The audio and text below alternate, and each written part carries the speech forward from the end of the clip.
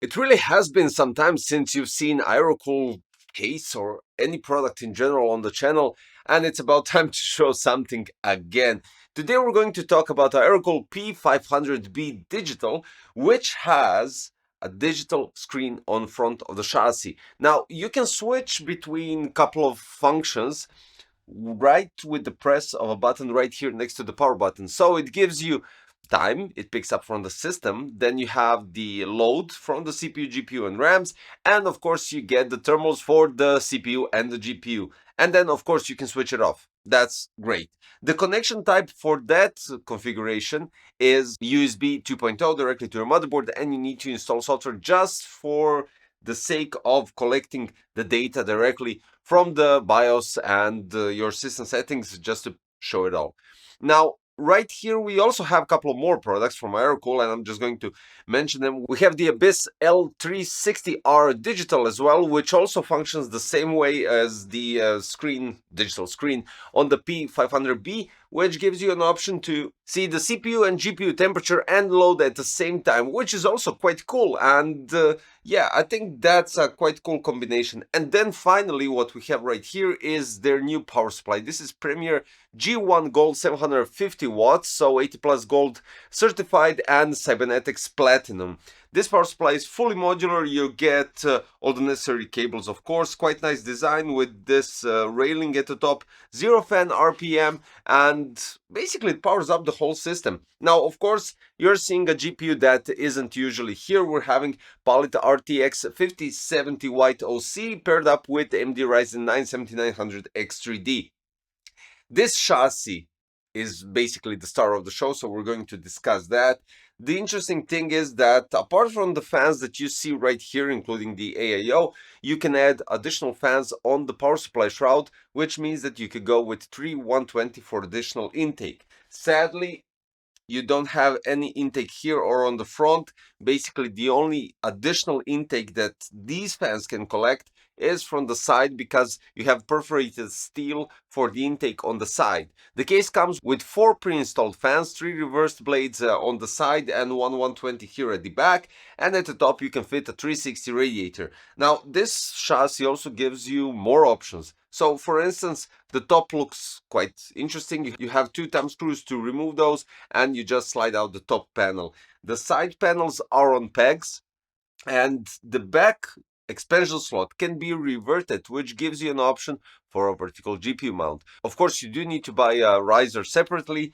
Additionally, you have the anti-sag GPU bracket, which is placed right here, and it kind of looks, it's almost touching the fan, but basically all GPUs, mostly all GPUs, have some sort of a plastic extrusion around the fans. So in this scenario right here, it's not touching the fan at all, so the fan can normally spin, and that's great. On the side, there is another cool thing that you could do. If you decide to place your radiator on the side, you just have to remove this opening here, and you get space for a 360 radiator, and basically quite simple and easy access without a doubt. So it doesn't limit the GPU length because it's nicely placed inside and you're good to go. This case also supports back connect, so at the back we have around 4 centimeters, even maybe more, of clearance for cable management. Now the cable management options at the back are quite outstanding. You have a possibility to reorganize everything nicely, tidy it up properly at the back, giving you quite nice cable organization, and just simply work as it is. Now the P500B Digi has the option for 3 120 or 2 140 fans at the top, or when we're talking about the top part, the radiator support is 120, 140, 240, 280, 360. At the back you can only place one 120mm fan, at the bottom 3 120, or on the power supply shroud 3 120mm fans, and on the front, well, basically on the side, either 3 120mm fans, or when we're talking about radiator support, 120, 240 or 360. So this gives you an option up to 10 120mm fans, which is great, and this could really look nice if you go with additional or same fans that they placed on the side. The GPU bracket is adjustable, so you have the option to raise it up or down, giving you possibility to really put that GPU in vertical position as much as possible. Talking about some details, we're having steel thickness from 0.6 to 0.8 millimeters. The capacity is 51 liters. And then we go with storage. So it supports maximum of two 3.5-inch hard drive bays. If you go with two 3.5-inch hard drives, you can additionally go with one 2.5-inch SSD or one 3.5-inch hard drive and two 2.5-inch SSD. When we're talking about 2.5-inch SSDs, you can go up to maximum three of those. So three 2.5-inch SSDs or all other combinations that I mentioned prior to that. 7 expansion slots. GPU clearance is 425 millimeters. CPU tower clearance, CPU air cooler clearance is up to 170 millimeters. And I totally skipped the I/O ports. So USB 3.2 generation 2 times 2 type C. We're having two USB 3.2 generation 1 type A, 4-pole 3.5 millimeter HD audio and microphone jack, and we have the digital dot screen control on the front and the power on button. Now, before we go to benchmarks, I want to say something about AeroCool and this chassis. This case is finally something refreshing from AeroCool, and comparing it to the past builds and past cases that I did a couple of years ago, it's not just changing the front panel. This is an entire new design of the chassis, which looks, I do have to say, quite nice. I'm really digging this side part here, the front digital part, and in general the possibility of 10 fans, then the back connect support, loads of options when we're talking about cable management. Storage is there as well, long power supplies, huge air coolers. I mean, 170, you could really go with a nice air cooler without a doubt, and of course a 360 on the two positions, on the side and on the top, giving you an option for a 425mm GPU, which is outstanding. Now for the benchmarks, AIDA 64 Extreme Edition with this configuration, what I already mentioned, CPU went up to 78 degrees, and that is really good. Clock speed is 4825, and that is also really good. But wait till we go to Cinebench. GPU, since we're talking about palette RTX 5070 White OC, this GPU doesn't heat up, so it goes up to 57 degrees, and that's outstanding. So Cinebench scores. The 10 runs that I usually do, we have average of thermals 75 degrees. The clock speed is 4980. But the score is what's worrying me. It's 26,129.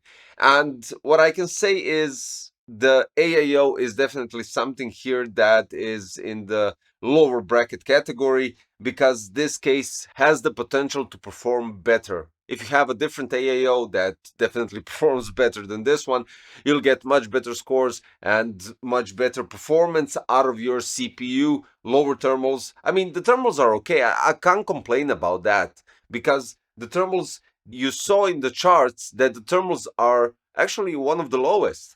So there's something up with the AAO not dissipating the heat enough from the CPU. So yeah, it looks nice, it looks cool, it fits perfectly inside the chassis, and that's it. In addition to that, we have the Premier G1 Gold 750 watts that can actually power up this system. That's also a good option, which will give you enough power for this type of system. Anything stronger than this, I mean, 750, you know, you can't go with the stronger cards.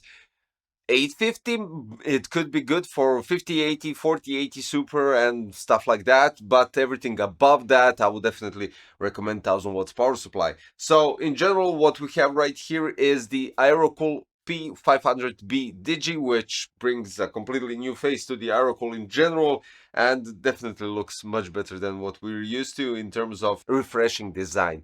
And finally, just one more thing, we're having the front and the side tempered glass, which are cut for about, I would say, 45 degrees, so they seamlessly connect into each other, and that's just for the visual aspect, giving you a 270-degree panoramic view of the interior part, which you can see it looks quite nice. So when we take everything into consideration, the case is really good. I have literally nothing to add. Checking out the visual aspect of the final product in terms of the material and everything all together, I think that's really good. The performance could be definitely better, because I think this is the lowest score for the 360 AAO in general, because this case has the potential, as already stated, to perform much better, since we're talking about loads of intake fans, possibility to add 3 here on the power supply shroud, and that's basically it. So the links for this case, because I'm really digging the design, the AeroCool P500B DIGI is in the description below. You have it in black and white. The same thing goes for the AAO and for the Premier G1 Gold 750 watts. Well, you can check out the links in the description, give you more information about it, and everything all together is, well, basically a cool looking build. So guys, thank you for watching today's video. Don't forget to subscribe, hit the like button, click the notification bell, and I'll see you actually today in another one. Thanks. Bye bye.